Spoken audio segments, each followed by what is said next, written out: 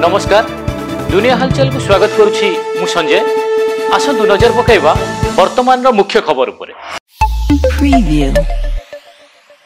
बारंगरे लघु खनिज विभाग चढ़ऊ जारी थिया बेले बेआईन भाव में विभिन्न लघु खनिज परिवहन में व्यवहृत ट्रक और हाइवा गुड़िकर चालाण कागज पत्र ठीक नथिबारु से गुड़िक जबत करी बारंग पुलिस को जिम्मा दिया जायछि एवं जरिमाना पैठ न कले गाड़ी गुड़ी को अदालत चालाण करा जियो बोली विभागीय अधिकारी सूचना दैछन्ति।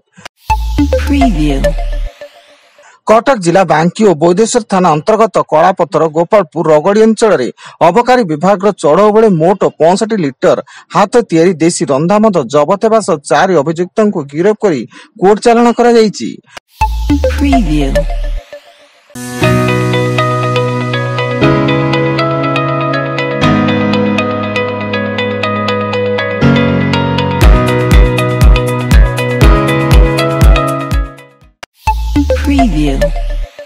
संसद में आज शपथ नेबे ओडिया सांसद। गतकाली ओडिशार 2 केंद्र मंत्री धर्मेंद्र प्रधान एवं जुएल ओराम शपथ ग्रहण करते बेले आज बाकी 18 जन सांसद शपथ नेबे।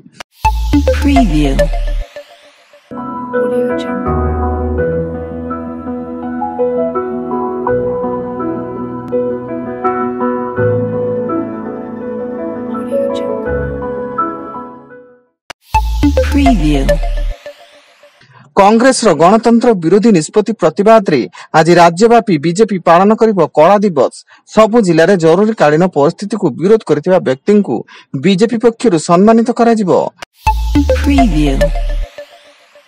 छत्तीसगढ़ धमतरी जिला मोहकोटा आमझर जंगल रे पुलिस बाहिनी रो एनकाउंटर बेले जने माओवादी निहत एवं घटनास्थल रो माओवादी माने छत्रभंग दैतिया बेले गोटी एसएलआर बंदूक सह बहु विस्फोरक सामग्री जब्त होईछि।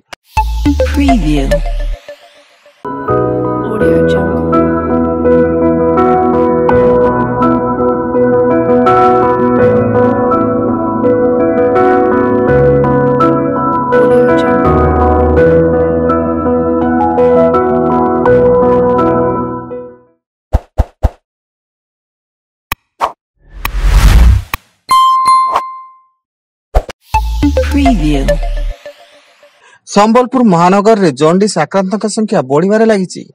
एबे सुधा 22 जन आक्रांत चिन्हट होइतिया बेले गुपचुप दहीबरा और चुस्की खाइबा जोगु जॉन्डिस आक्रांतक संख्या बढ़ुतबा जिला प्रशासन पक्षरु सूचना एवं 4 दिन भितर बेआईन पाइपलाइन हटाइबाको निर्देश। नीलगिरी थाना अधीन संतरगड़िया पंचायत श्री देवीपुर ग्राम रे जने वृद्धा को सुंडरे कंचाड़ी मारिला हाथी। मृत वृद्धा जनक उक्त ग्राम रो पुष्टि देउरी बोली सूचना।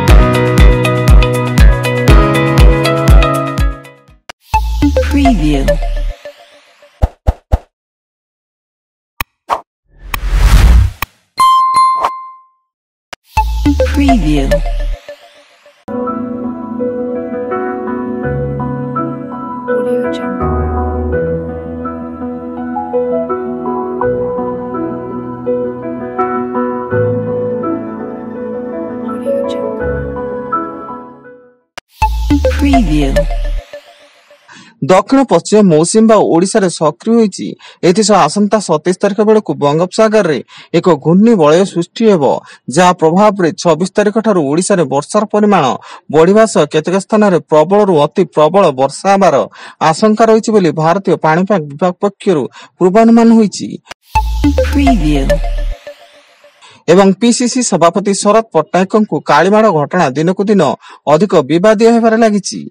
गतकाली ଏହି घटनाକୁ ନେଇ 5 जन कर्मकर्ता दलरू 6 वर्ष ପାଇଁ बहिष्कार करा दैथिया बेले आज कांग्रेस भवन मुख्य फाटकरे ताला पकाइबाको पड़िछि। वर्तमान ପାଇଁ एतिकी। अधिक न्यूज अपडेट्स ପାଇଁ विजिट करंतु आम वेबसाइट www.duniyahalchal.in। धन्यवाद।